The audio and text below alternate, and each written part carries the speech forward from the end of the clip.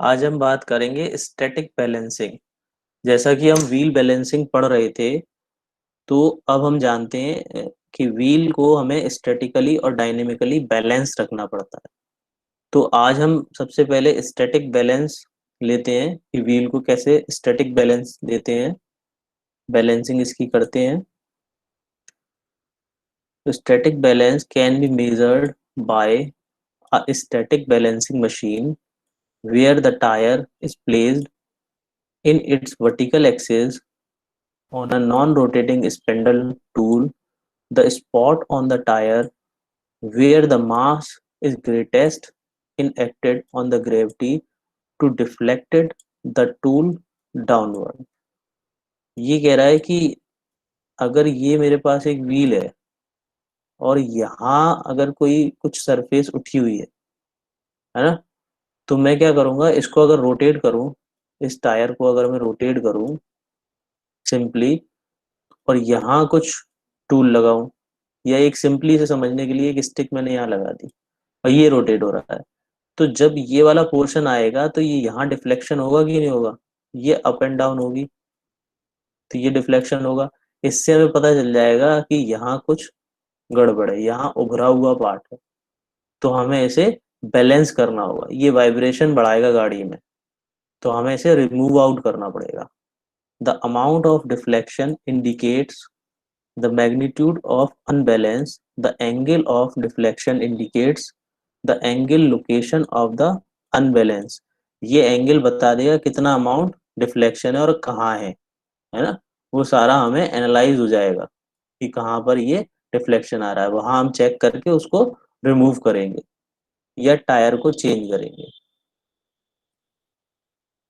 ये क्या है? डायनेमिकल, पेन ले लेता हूं मैं। Dynamic balance. डायनामिक बैलेंस कैसे होता है? जैसा कि अभी हमने पढ़ा, कोई अगर यहाँ पे हैवी स्पॉट आ गया है ना, पहले स्टैटिक इनबैलेंस की बात करते हैं हम। अगर कोई यहाँ पे हैवी स्पॉट आ गया है और हम इसे रोटेट कर रहे हैं, तो ये वर्टिकल कितना इनबैलेंस हो रहा है, वर्टिकली इसमें क्या डिस्टरबेंस आ रहा है। अब ये करते कैसे हैं, ये देखो।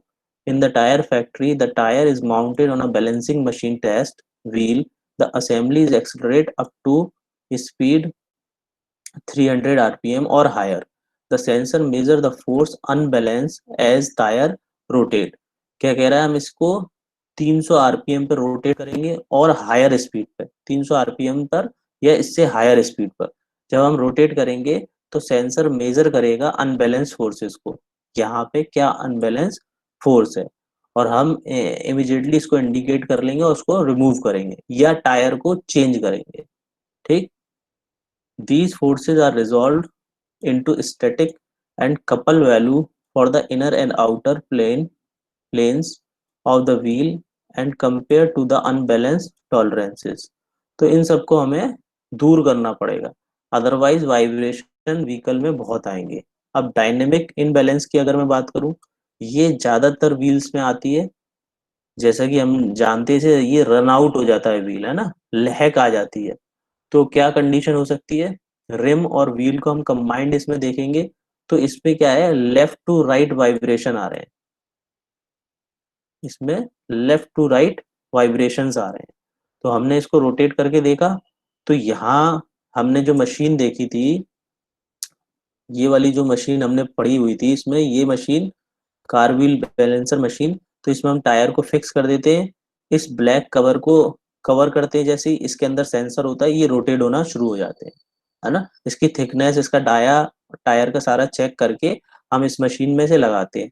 अब फॉर एग्जाम्पल, अगर कहीं टायर में, अगर कहीं यहाँ पे मैं मान लेता हूँ, यहाँ पे ये बैलेंस आउट हो रहा है ना, तो यहाँ पे जैसी टायर आएगा वैसे ही वो यहाँ इंडिकेट कर देगा इस डिस्प्ले पर कि यहाँ से डिस्टर्ब है टायर, और यहाँ कितना वेट लगाना है वो भी यहाँ डिस्प्ले हो जाएगा। ठीक, 200 ग्राम, 100 ग्राम, कितना वेट हमें यहाँ फिट करना है। तो इजिली हम यहाँ पे टायर को रोकेंगे और यहाँ पर 100 ग्राम, 200 ग्राम, जो भी वेट इंडिकेट कर रही है ये मशीन, यहाँ हम वो वेट फिक्स कर देंगे और फिर इसे एक बार रोटेट करके देखेंगे।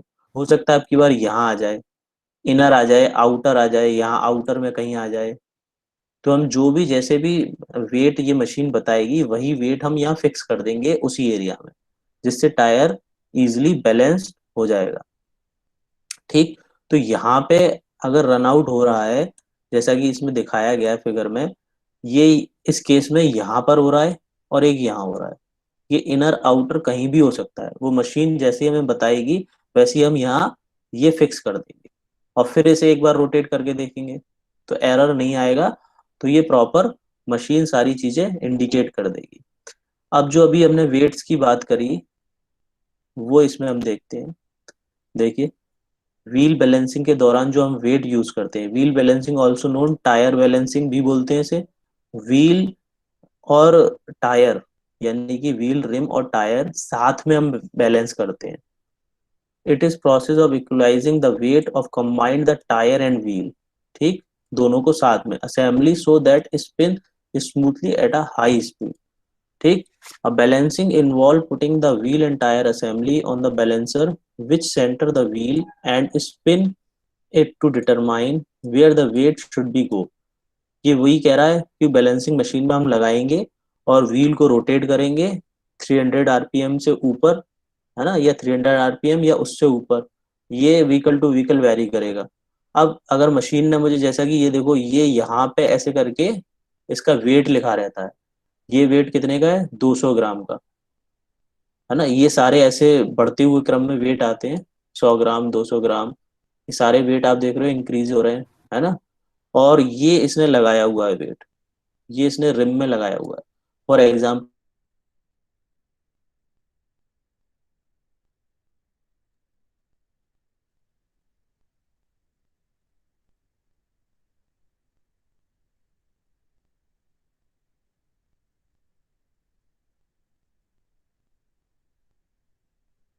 वापस व्हील को कि सब सही है कि नहीं।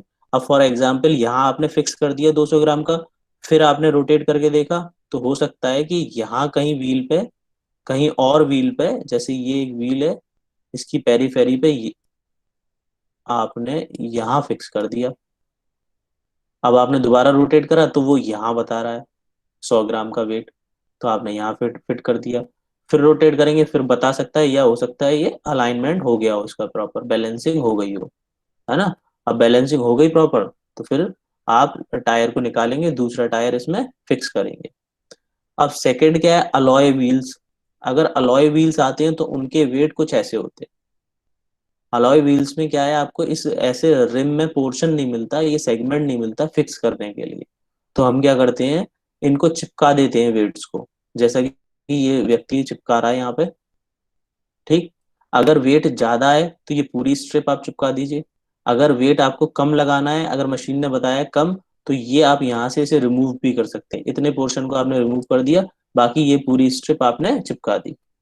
तो अलॉय व्हील्स में हम ऐसे वेट यूज करते हैं व्हील को बैलेंस करने के लिए। चलिए, इसमें अब आपके जो भी डाउट्स हैं पहले वो ले लेते हैं, उसके बाद फिर